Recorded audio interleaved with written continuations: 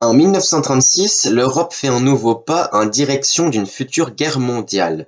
Hitler envoya des troupes militaires en Rhénanie, région démilitarisée conformément au traité de Versailles.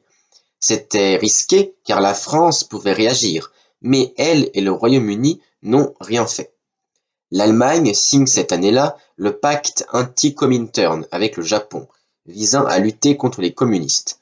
Mussolini rejoindra le pacte l'année prochaine. 1936, c'est aussi les Jeux olympiques de Berlin, une occasion en or pour la propagande hitlérienne, même si Berlin a été choisi avant que le Führer soit au pouvoir.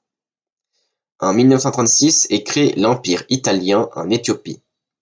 1936, c'est aussi le commencement de la guerre d'Espagne, une guerre civile qui oppose les républicains, front populaire de gauche et d'extrême gauche, qui ont gagné les élections, contre les nationalistes menés par Franco, qui tentent de s'emparer du pouvoir. L'URSS aide les républicains, l'Italie et l'Allemagne aident les nationalistes.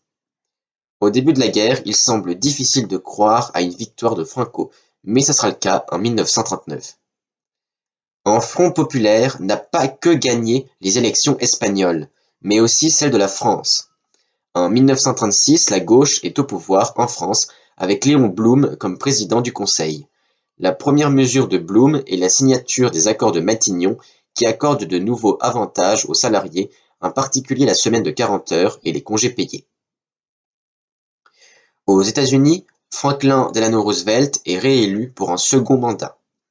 Au Royaume-Uni, à la mort du roi George V, c'est son fils Édouard VIII qui lui succède, mais celui-ci est obligé d'abdiquer car il veut épouser Wallis Simpson, une américaine divorcée, ce qui n'est pas autorisé en tant que roi.